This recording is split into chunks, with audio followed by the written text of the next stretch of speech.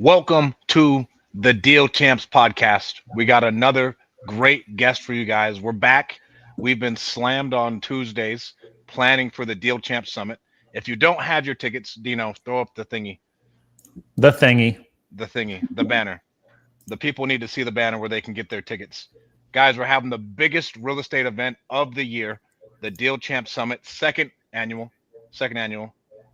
The second one. You don't want to miss it. It's going to be awesome. We got Pace Morby headlining. We got all sorts of speakers flying in from across the country. It's going to be amazing. We throw the best real estate event in the state of California, hands down. You don't want to miss it. Can't wait to see you guys there.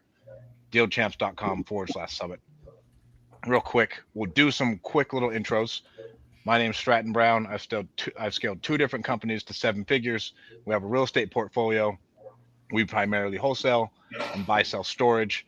And I got started in real estate because I had absolutely zero life skills after playing college football, making no money in the NFL, unlike Dean. Dean was slightly better than me.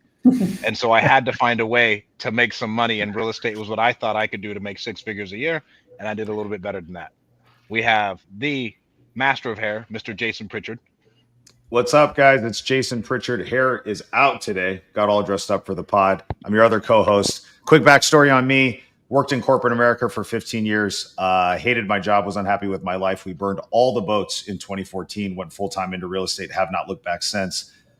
In that time, we've done 500 deals, mainly fix and flip and wholesale. We own a rental portfolio just north of $17 million. And like we always say on this podcast, we want to transfer as many of our real-world learning experiences to you guys that are listening so you can shortcut, fast-track all the mistakes that we've made and get to where you want to go faster. So this should be a good pod. Systems and KPIs is things that we're definitely focused on right now. It's the thing that lots of people, they take for granted because it's just all hustle at the beginning, and they will plateau very quickly without the right systems and processes. So I'm excited to hear what Chandler's got to say. Hell yeah. And then we have Mr. Captain America. I saw his website the other day. It was him standing there with a dog. I was like, bro, it doesn't get more Captain America than this. Home Helpers Group is the most American home buying company I've ever seen in my life. I've got to give you branding props. If you guys want to see what a hometown American website looks like for a home buying company, go to homehelpersgroup.com. Home Helpers. Oh, look it up. Thanks for the shout out. What's up, guys? Dean Rogers, your other co-host here. Excited for today. Started my career in the NFL, then transitioned to corporate, then got into real estate. Been doing that for over a decade now in Central California. We've done over 700 plus deals, have an 8-figure rental portfolio, and coaching students how to get started in wholesaling. And you guys can always connect with me at deanrogers.com. And we got Mr. Chandler Saine, the KPI master. Give us a quick intro, bro. Dude, you guys have great intros, by the way. I'm going to give you guys good props on that. So, maybe mine will live up to the standards. But, my name's Chandler Saine. I've grown two of my own companies to multiple seven figures and have helped 35 other of my clients hit their first six-figure month. So that's pretty cool. Nice. And, I help people grow their already existing wholesale company to do more deals through systems, people, processes, that kind of stuff. So, do it simply, do it profitably is my 2 cents. Let's talk about the profitably thing. That's the title.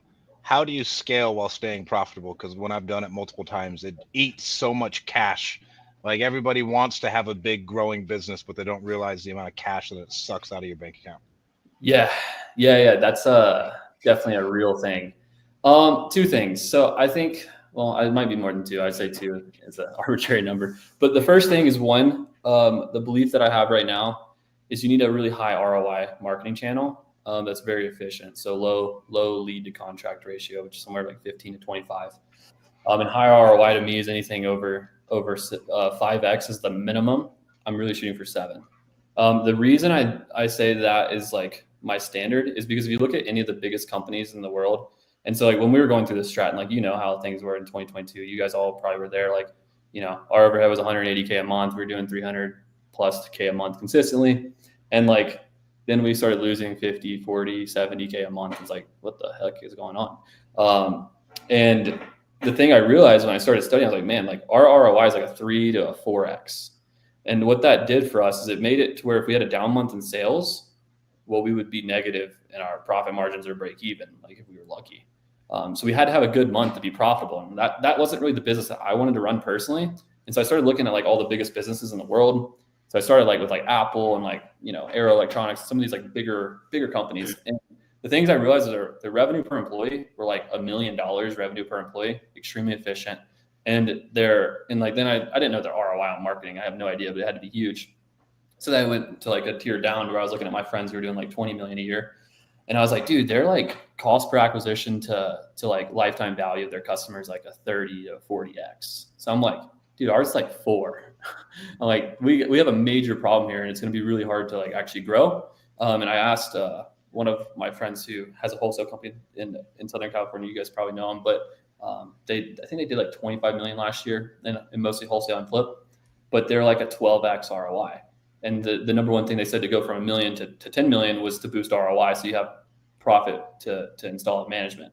So I think like that's really the biggest thing that you can do is to grow ROI to a point where it gets large enough to where if you're by yourself or have maybe a couple people on your team, you can afford a little bit of inefficiency to where you're not actually going to lose money, as much money, or break even in worst case scenario instead of like losing a ton of cash flow in the business. So I'd say that's like the biggest metric that I'd look at. If your ROI is less than 5x, then like you don't need to scale, in my opinion. That's my philosophy. You need to become more efficient, increase your deal size, increase your conversions, so you can boost your return on investment and remove wasted marketing.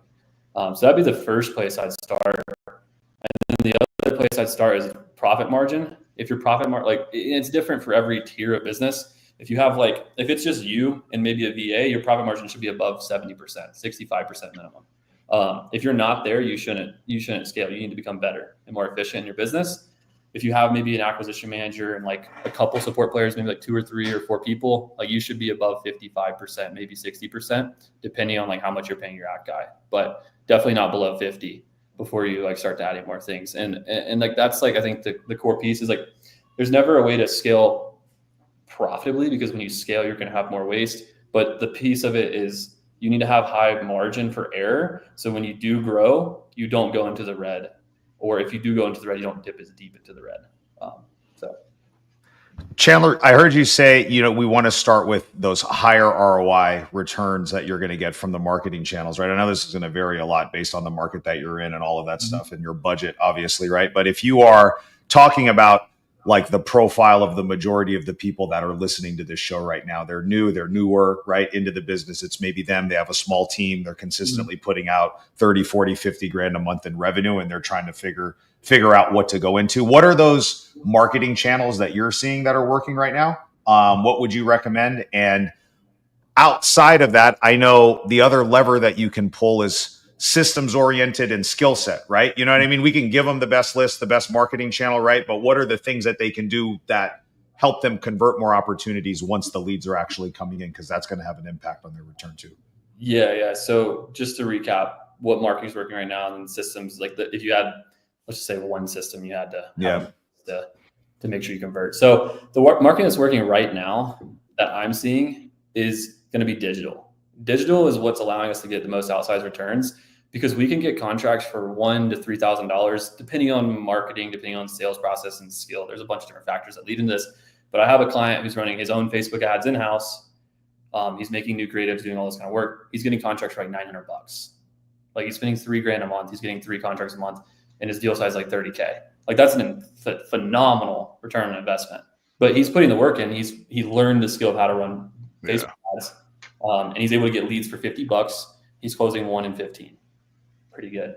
Or maybe it's a little bit less, right? Numbers ebb and flow every week, every month. But the point is digital. We're using YouTube as one of our top performing channels right now. I ran the math on our first 32K that we spent. We closed 140K, and we have another 220 that's projected, that's out there. Odds are it probably won't all close. If half of it closes, we're still at like a 7 or 8x. So super good ROI for us on those 2 channels. That's what I'm seeing is like working right now is digital.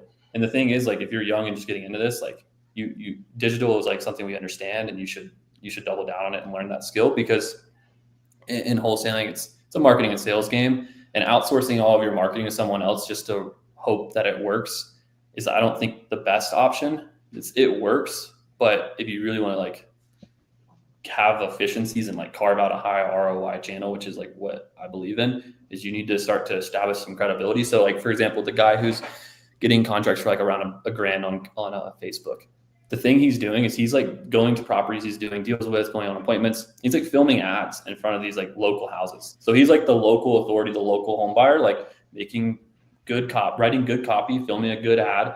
And then people are like, oh, I want to talk to Fidel. Like, he's like the local guy. He's like the local expert. If you have any testimonials, any social proof, it immediately puts you head and shoulders above anyone else who's running some tired picture ad that's been run a million times and going through some random copy and paste funnel that a marketing agency puts up for you, which is fine. It works for a reason, but you need to put your own spin to it. So that's my piece on marketing.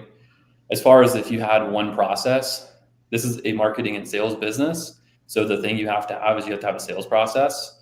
Like if you don't have a repeatable script where you say the same song and dance every single time to the seller, then, it's like Hermosi said it, I think best. He's like, you've done this dance 1,000 times and the person you're going against has done it for the first time. Like, who should win? Like, obviously you should, right? We all know that. But people, and myself included, is like, if I hop on a sales call with someone, it's like, sometimes I don't follow the script. I just wing it. And then I kick myself sometimes. I'm like, man, I should have had a process for that. But as soon as you install a process, like there's a client I was working with, he was doing like 50K a month and like not bad. And I asked him, I said, what's your close rate? He's like 30%. We ran the numbers, did all this. His close rate was 10%. He's like, dude, that's crazy. I'm like really good at sales. He's doing all his own sales calls. We put a sales process in place. His close rate went to 30%. He tripled his business, like legit tripled his business in like 60 days, just from installing that, having some discipline around what he was doing. It was not very complicated. So if I had one process, that would be the one that I would focus on more than anything else and invest as much time and energy into. And then I would also figure out how to run digital ads, in my opinion. Great answer. Did you have your question, Dino? Yeah. So I think you already answered it, but when it comes to these marketing strategies, whether you outsource it or do it in-house, it sounds like you prefer to do it in-house to learn the ins and outs of how to actually set up the ads and do all that. So can you walk me through, like when you're consulting for people, do you actually teach them how to do it yourself, or do you have like certain people you refer them to that teach how to do it? Like what's your process behind that? Yeah, this is actually something that I went to an event, like it was 3 weeks ago. And I was, it was like a bunch of guys, there's 15 of us. Everyone in the room was doing like between like 5 and 15 million in this type of business. And everyone was doubling and tripling down on brand. So this is all like kind of like a new thing for me. Like, my belief fully shifted from like, oh, it's all about sales to holy shit, wholesaling is like 90%. The 90% of the sale right now is done on the sales call and wholesaling. Whereas like, in like, I have a coaching company as well. In my coaching company, 80% of the sales done by marketing. People hop on the sales call and they're like, yo, how do I pay you? And like, that's the whole thing. So I'm like, if we could just like meet in the middle somewhere, like if you look at roofing, it's a great example. That's what I've been studying a lot, is in roofing, they get a lot of referrals. You have like all this complex marketing things and how people are doing like a ton of business in roofing. But it's like a lot of the sale is done, like the frame shifts because of marketing from, prove to me like why I trust, like I'm a seller hopping on a call. Right now the frame is, let me hop on a call and you have to prove to me like why I should work with you. I have so many people to work with, blah, blah, blah. What we can, if we can figure out, and I think we can do this through a couple, like just using like a VSL funnel, and I can talk about this in a little bit, and some of the marketing strategies that I'm going to implement in our portfolio. But is if we can just shift the frame where the seller comes on the call and they're like, I trust you and I want to work with you, and we just need to agree on price. If we can get the frame to that, then our close rate will probably double and our deal size will go up. So that's what I'm trying to do. And the way that I'm working that through my head is, one, in the marketing itself, it's just being more like just putting more effort into the ads, right? It's just very simple. It's like make it video ads, make the copy really good, put it in front of houses that people resonate with, and then like solve their problems in the ads. Keep the messaging congruent to a landing page that has messaging that resonates with the ad, right? You tenants wrecked your house, blah, blah, blah. If you inherit a property, whatever it is, right? And then you have a video sales letter. It's like, 5 to 7 minutes long, depending on, well, that'll take some testing to figure out how long it should be. But it just explains the process, how credible we are, how many people we've helped, Google reviews, video testimonials, all that kind of stuff. And so they watch that and they book a call, and then they're like, whoa, that's pretty good. It's like they're prepped a little bit more. So that's one thing that we're going to do. That's what the guy who's getting contracts for $1,000 that we're about to we're getting geared up to test all this stuff in our own company.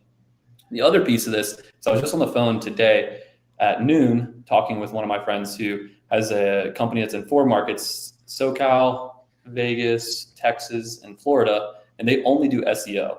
And the thing they do is they just do the Google My Business top 3 rankings, and they don't pay for any marketing. They're doing $2 million a year. They only do SEO. And so we were talking about just like how to iterate brand and SEO and all this stuff together. And so the thing is like right now for Level Up, the way that I get clients, Level Up's my company that we consult people from, people who are doing deals currently, established wholesalers and flippers, is the whole ecosystem is I make a YouTube video that explains like my strategy, my process, how we work, this whole thing, how we scale businesses, our thesis.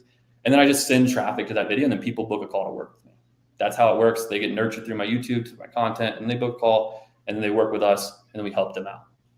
So I think we could do something similar where we make a YouTube video for someone. Hey, did your tenant wreck your property recently? Here's your options. Something like that. YouTube video, people are going to watch it. There's no competition on YouTube at all for this right now, but I do know YouTube works and that there are sellers on YouTube because we're generating leads through YouTube via paid ads. So I know the audience is there and no one's just making videos for that group of people. So my belief is that if we make videos for those people, then they'll binge watch the series.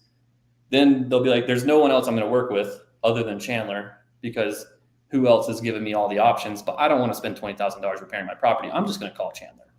They're going to be able to help me out. I know they can do it. They're trusted, blah, blah, blah, blah. There's no competition in that.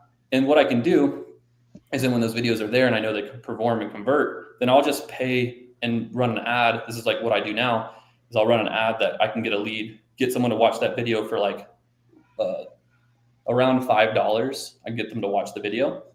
Then I could just do the same thing for sellers. I could just run an ad, get them, because it's a very low barrier to entry. It's like, hey, go watch this thing if this thing happened to you. Boom, people are like, oh, I'm curious about that. It's like a free lead magnet style. And so I can get really cheap. I think I can get really cheap qualified inbound, like organic type leads that way with like almost no effort at all. So this is all theory. This is all like brand new, but this is like where I'm moving everything towards because I think this is where everything's going to head towards because it's a very fragmented industry right now. Dean has built the best brand here by far, I would say. Like Dean has like 500 something Google reviews. And then I think Ryan Dossey's done really good. Ryan Dossey was like on the brand side of this, like back in 2019, where he branded everything with like Christopher Ellen Holmes and everything like that. Oh no, did my internet go out? We good? No, we can hear you. No, you're good. I think branding is super important, and everything you touched on struck a chord with me because I believe in that wholeheartedly too. I think you can have a very successful business without the branding part, but I think the branding enriches all of what you're doing. Mm-hmm. And so I've believed in that since day one. Now, to nerd out with you there for a bit, as mm-hmm. you think about how you're putting together this targeted marketing, are you looking to, instead of just creating one ad creative where it's like, hey, look, I can buy your house, I'll pay cash for it, blah, blah, blah, which is good and will work. Are you looking to go one layer deeper and have many ads that are targeting specific problems that the typical sellers have?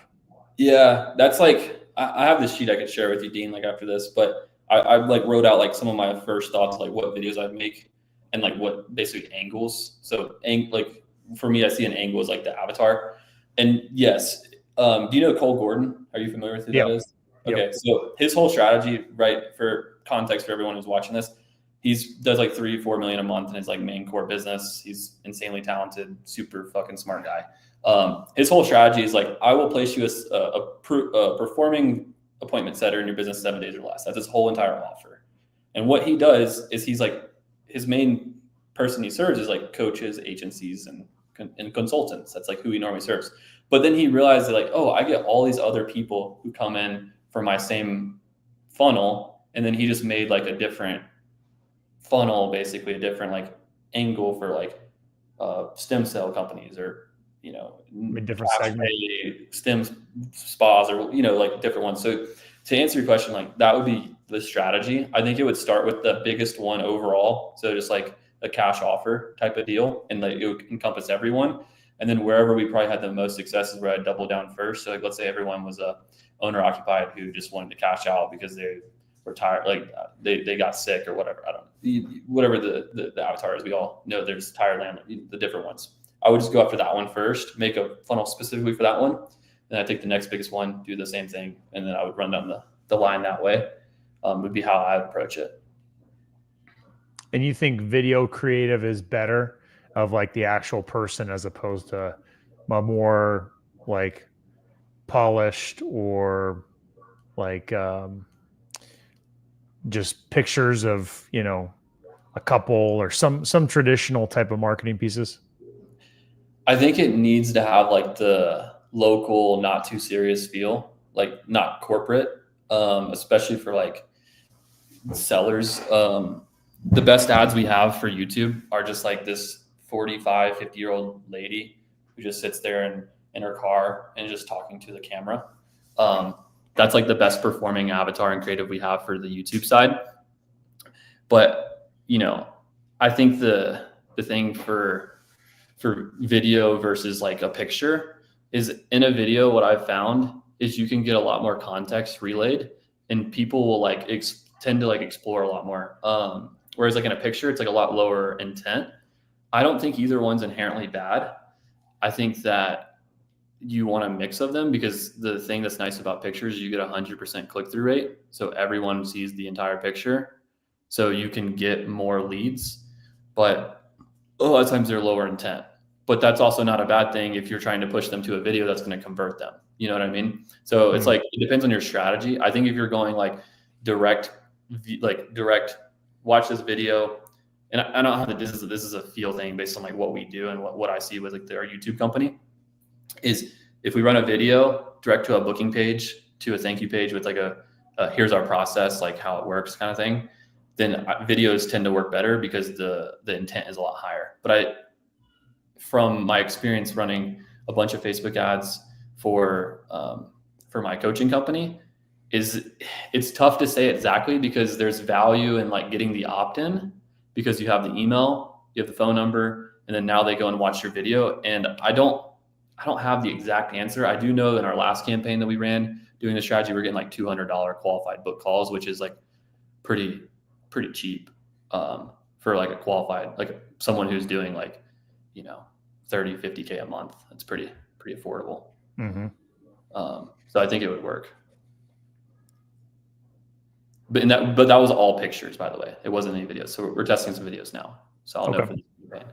But I think it kind of depends. I think if you're doing a direct call funnel, the video is going to outperform.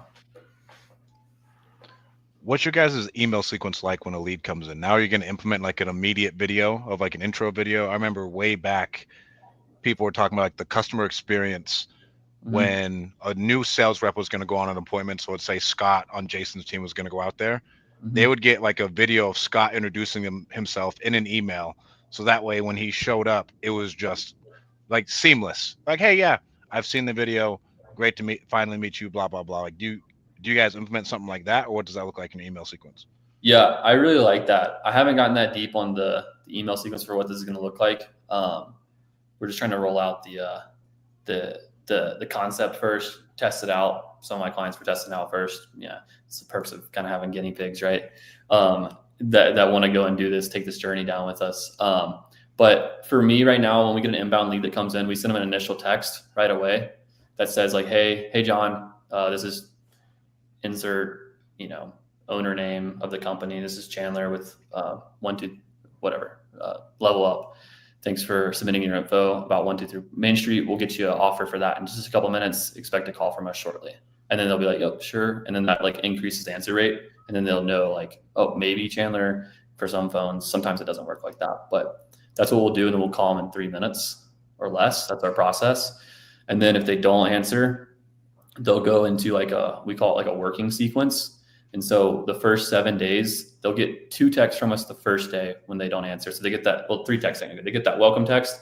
They get the missed call text, like, hey, like just Chandler giving you a phone call about your property at 123 Main Street. Let me know. We just need a couple more pieces of information before we can get you that offer. And then we'll send a message that gets a pretty high reply rate, and we'll say something along the lines, hey, just bump in this last message in case you got busy. And it will like put the little up arrows, and we'll send that an hour after the first text. And then they'll get a text every day for 7 days, and then they get 2 double dials a day for 7 days. That's our process right now for that. Damn, 2 double dials. What else do I have here? What's the cash conversion cycle you're aiming for in order for like, hey, this is the best and it's like realistic? Because obviously we can't have a fucking 3-day cash conversion cycle like a service business. But like, what is ideal, and how do you get that down as low as possible? Yeah. So I think that if you want to get it as low as possible, like you could probably be within like 45 days. Like it would be a tight cash conversion cycle. Inbound leads like 14 days to a contract, and then like you might be able to close your deals faster than 30 days if you're really tight on dispo, so 30 to 45 days. For me, like it depends on like your stage in business. I'm a really big fan of so I have like 3 phases of like how people should grow their companies. And the first phase is like the solo plus like a follow-up specialist and like an EA, right? You're doing like, $20 to $30,000, $40,000 a month. You're just kind of getting ramped up, right? You're trying to figure out the business. And then the next stage is like a middle model. We call it like the strategic scale model. And basically this one's like where you start to hire your first acquisitions guy and you pull yourself out of acquisitions. One, that's like the most important thing to be able to grow, is to get that position like built, like hired, and them be reliable. Like you need to rely on this person full time. Like that's the most important thing. And I can talk about that later. But once you nail that piece down, your job to go and pull yourself out of the day-to-day is to perfect the business model, in my opinion. And this is what we did. So it's like a lot of people's deal size is like $15,000, $10,000. And it's really hard to grow a company on a $15,000 deal size. So like when you get to that point, and maybe you can do it a little bit before, but it's like your job is to, as the business owner, in my opinion, is to figure out how do I monetize deals in more ways. So every deal we look at, we have a decision tree where we go, what's the target profit if we flipped it? What about if we did a wholesale? What if we did innovation? What if we wholesaled it? And then we can apply like a time frame of like how long is this going to take to get the money, and like which one is the best one for us to do based on the business and where it's at. And not every deal, but a lot of times, like if it's a $20,000 wholesale, or maybe I'll make 50 or 60 if I take it down and put a little work into it. Well, it's way worth it to put the work into it and get the deal and take it down. So your job is like to build the business model, build the connections, private money, the know-how, partner with flippers, whatever it is to get that done. So I look at the cash conversion cycle, but like people say it's the most important number in the business. And I think it is, because you should model out like your revenue and your profit, and you should be doing that every month. But I think it's more of like a cash flow management problem. And it depends on like, where's your cash flow in your business and like, what do you need? Cause I'll lose 20 grand this month to make like 100 next. If that means just saying no to a deal today, you know what I mean? So it's like, I think it's for me, in my opinion, it's like, it depends. It's a very dependent answer. I like it, bro. So best lead source you said was YouTube. Let's go on to like how to build a team and talking about that. I'm a big fan of hiring 2 sales reps at a time. Okay. Because I feel like there should be a little bit of competition. I know it makes it a little bit hard at the beginning, but what are your thoughts on that? Dude, I was actually just before this was on a call with like our community talking about this, and I got asked the same exact question. So I have practice. Dude, Devin, the GOAT, bro. I missed you, dude. Come out. I got to come out to old North Carolina and see you. Deal Champ. What's up? Devin's coming to the Deal Champ Summit. I was messaging him earlier today. Dude, go be there. When is it? I want to come. April 4th and 5th. Come be our VIP guest. I got you. Bro, I'm doing an event April 17th and 18th, dog. Bro, putting on an event is not hard. You can leave for a week. You'll be fine. Here's the thing, dude. I love to ski. And April is spring skiing season. And like, I'm not going to lie, bro. I'm I'm a dog for the taking the days off to ski out here. So anyways, but so my rule is like during the spring I don't travel because I got to ski, go do backcountry skiing, all this kind of stuff. I know it sounds funny, but anyways, hiring 2 sales rep at a time or just picking one. My opinion is I've never had it work for me hiring multiple people at a time. And I think some of it's our strategy, but what it caused me to do is to pick a worse person because I knew I was picking multiple and I was like, man, maybe one of them will work out. So what I started focusing on more was connecting with my gut and like really focusing on who I'm picking and how I'm acquiring that talent, to just pick one person and make sure they work out. It's not a perfect science, but the way that I look at this, and I was talking to one of our clients yesterday about it, was for me, I'm looking for someone who, like, the only people who've worked out long term for me, and like if you have a big business where you're hiring a ton of people, this is kind of good advice, but it's not perfect. But if you're trying to hire one person a quarter, this is great, in my opinion. Is the only people who've worked out are people I know directly, like a friend of someone I know directly, so a referral, or someone who follows me on social media or on my email list. I have 30,000 people who are on my email list. So that's not fair for me to like try to give you that advice. The advice that can help is people that you know in referrals. So what I've always done is like the last time I needed to hire someone who was like a high level role, kind of similar to a salesperson, but it was a coach for my business. Like, man, how do I like delegate someone to coach a company to grow to 100K a month? Like that's pretty like hard task to figure out for the first try. And so what I did was I did a bunch of interviews on Indeed, Wise Hire, all that kind of stuff. Didn't work. Found a bunch of people I was like qualified, but not for what I'm looking for. They won't work. Then I called a bunch of people who I knew, just like randomly, like trying to ask them like what they should do. Dude, like, why don't you just like ask your clients or people you know? And I was like, you're a genius. Why didn't I think about that? Because obviously it's like you don't need to be told new things. You just need to be reminded. It's my belief. And so I texted a bunch of people, said, hey, I'm looking for a coach for Level Up. You can impact a bunch of people's lives. It can be full-time or part-time. I just need 20 hours a week committed. And then I had 5 people to pick from, and I picked the top 2 best ones.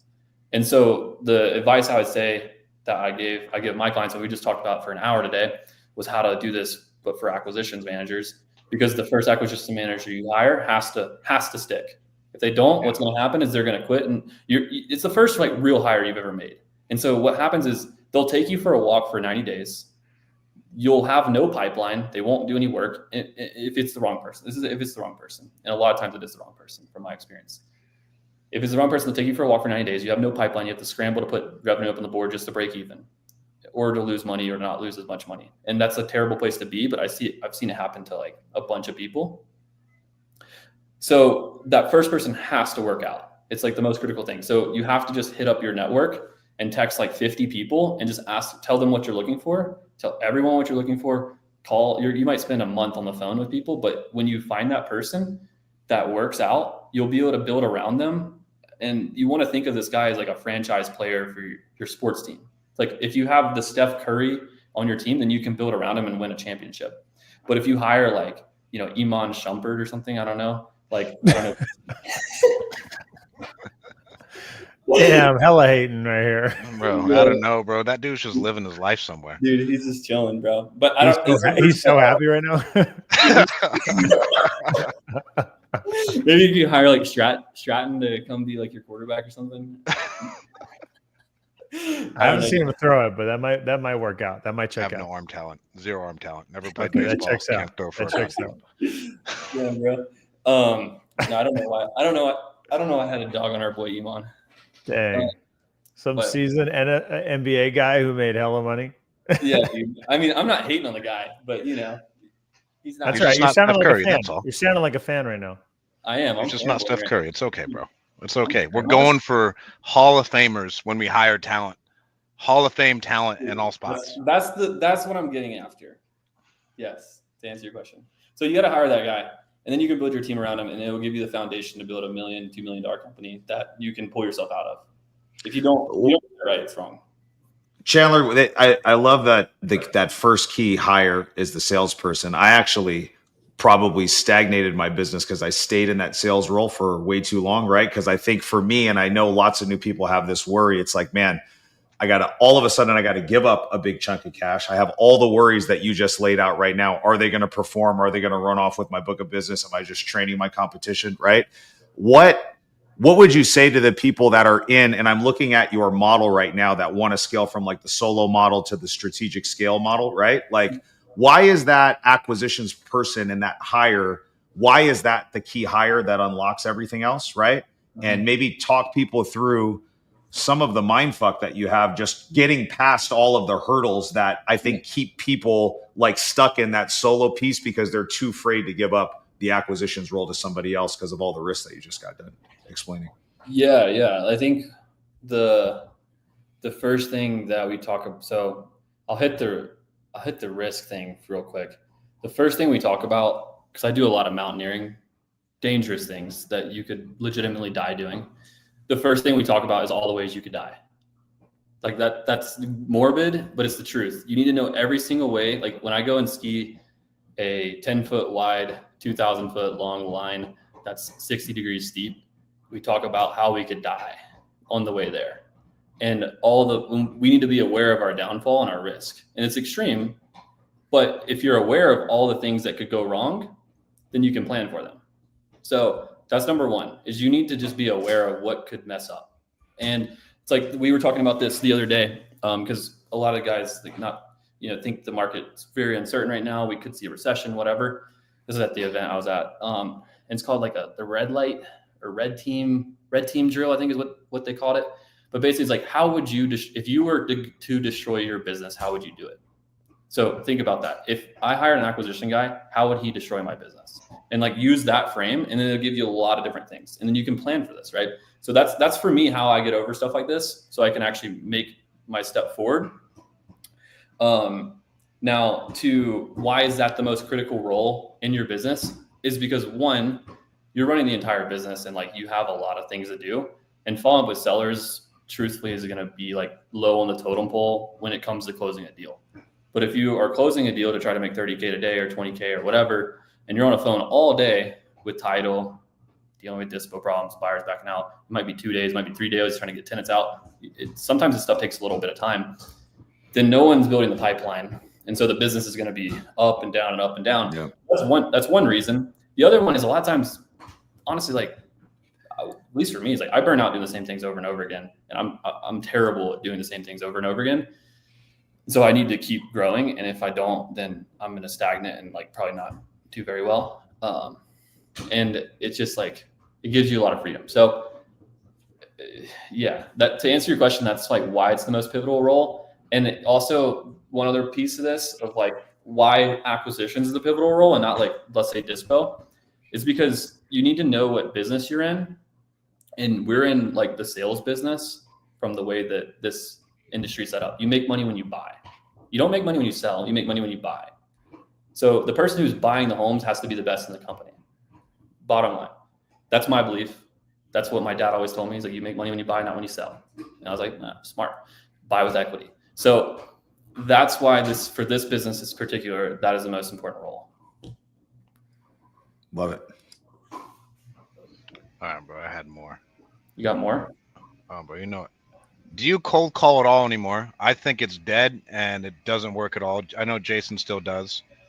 I used to own a call center and I hate it because I think it creates too much operational drag of like follow up, and like lead to contract rate is really, really high. But I think if you've been doing it forever, your ROI can be really high because essentially no one else is going to stick in there and just take the licks of following up with those people for 3 years at a time. And I bet you Jason probably has one a month that converts. That's been someone who they've been talking to for years, and then they finally convert and they're ready or whatever it was. Yeah, and it's a freaking awesome deal, probably too. And it's a home run deal because they haven't been talking to anybody else. You happen to get them on the phone that one time, and then finally converted. I'm in pretty good alignment with what you just said, Strat. And I think the biggest part with cold call is that one, if you increase your budget, it takes 6 months to find out if it works or not. And then two, you just have 50 leads to a deal, and it's like a lot of work. It's not as bad as SMS, but it's still a lot of work. It does. I have clients who do cold call and do well. What I'm doing right now is anyone who I have control over, like our portfolio, like I have control over these businesses.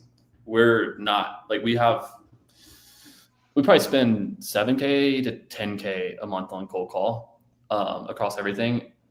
I'm not increasing that at all unless it's foreclosures. That's the only niche that I'll spend more on it. Right now, it's like, don't increase it at all. Everything that would be increased, or can we refine it? Maybe like move marketing to inbound. That's what I'm doing. Just because it's not as superior of a marketing channel, in my opinion, as a digital inbound channel for us right now. It could change. It could go back. The contrarian move, in my opinion, is always what wins. Where, when people go here, you should kind of like try to go here, as long as it logically makes sense. But yeah.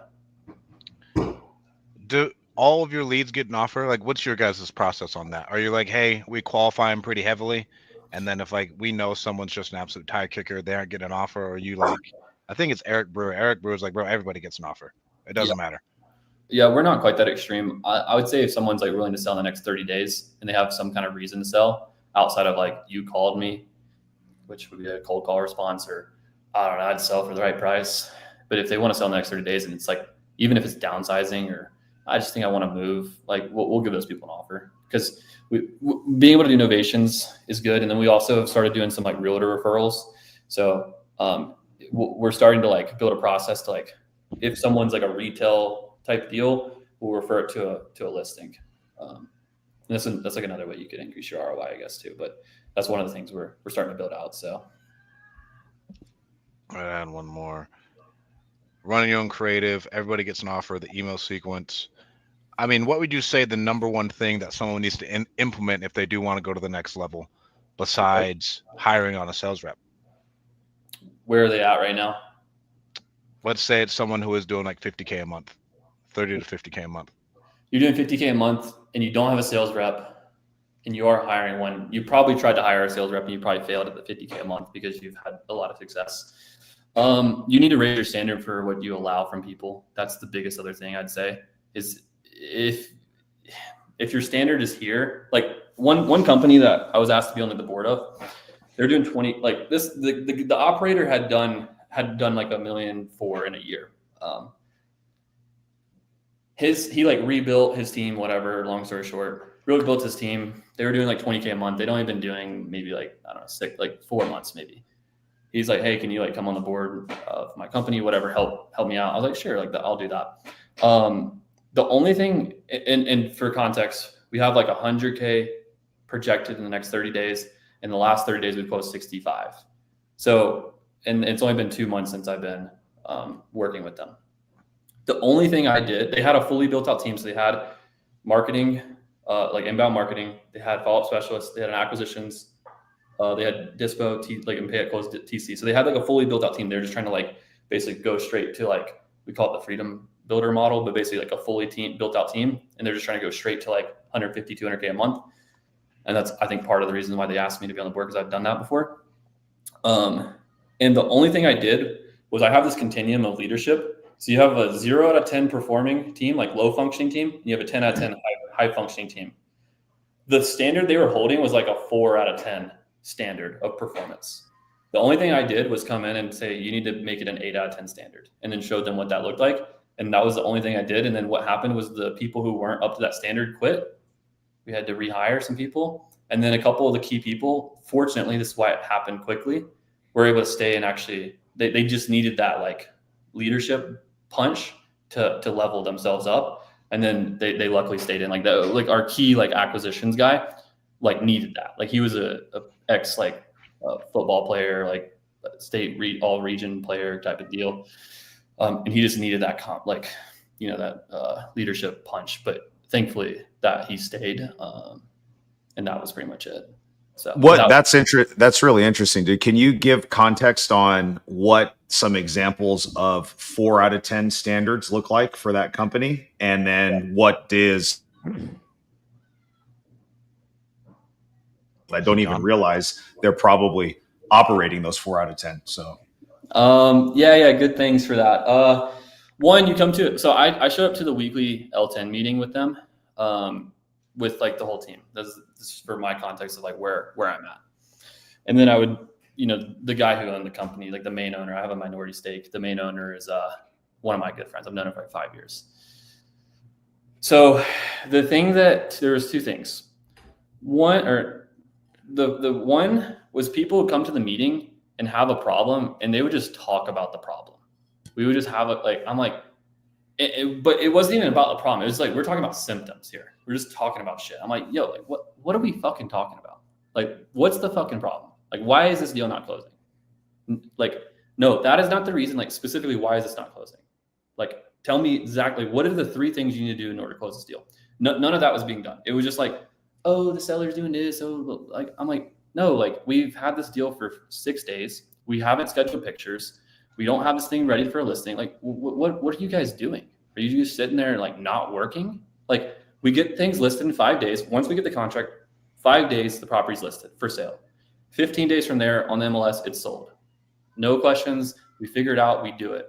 Obviously, if there's other situations with title, we're not going to list the property for sale. If there's other issues with, there's certain seller situations where it's like, we're not going to list it for sale because the closing date's further out, or the seller's got they need to do eviction. We're not going to have that same process. But generally speaking, it's like, there has to be like a standard of excellence that's held. And part of that's like, you have to go through it to get to it, to know what that looks like. But the other part of it's like, what were you doing on your own? Because scale is just other people doing what you did on your own, just as good as you did it. So if you were selling properties in 5 days on market to your cash buyers for a $30,000 fee, then you need your team to do the same thing. And then that's when you have reached the same level of excellence that you did. So it's not super complicated. It's just like the same thing you would do on your own, but just expect that of other people. Because that's why you got to $50K a month anyways, because you're talented. Yeah. I love it, bro. Do you have any parting words for the people? Bro, parting words is make sure you guys go to the Deal Champ Summit. There we go. That's going to be fun. I won't wait, where is it at? Just so I know. Fresno. Bro, it's like a flight. You can catch a direct. Come to the VIP party. The VIP part. We got fire dancers this year. I'm super excited about the fire dancers. Yeah. Okay, text me offline. I might pull up. That sounds pretty enticing. All right, I got you, bro. Yeah, direct from Denver. Easy flight from Denver. Straight shot in and out, dude. Yeah. Bro, straight shot in and out. Come in on Saturday. We have a bunch of people. Devin's flying into from North Carolina. He's got 4 kids under 7, bro. If he can make it, your ass can make it. You're right, bro. I just got a little dog over here. Say hi, Amina. He's just chilling. Nah, dude. My final parting words. I mean, if you are doing deals, I mean, follow me on YouTube. Hit me up on Instagram. It's just my name. I have Chandler Saine at Gmail because not many people have my name. I think there's only one other person that I've ever found on Instagram that has my name. So hit me up there. But yeah, man, I think like if you can, all the things we talked about are honestly really great fundamentals. So if you just like do what you're doing right now and do it better, like follow more, better, new framework. Like if you're picking a marketing channel, don't do 5, just do the 1 or 2 you're doing and do them more of them, then do them better when it stops working. Then when you do better and that stops working, do more because it probably started working again and your ROI boosted, and then just repeat that process until it doesn't work. And then you can do something new. People overcomplicate things. Keep it simple. Keep it simple, stupid is what we always say. And yeah, I love it, bro. The grind. Not easy. Thank you so much for coming on, Brody. I appreciate it, boys. Don't forget to get your tickets at dealchamps.com/summit, the 2nd annual at Table Mountain Casino. We'd love to see you guys there. This year is going to be even bigger than last year. We got some of the best speakers in the country, and the networking is going to be insane for you guys. Thank you guys so much for tuning in. We'll talk to you soon. Peace.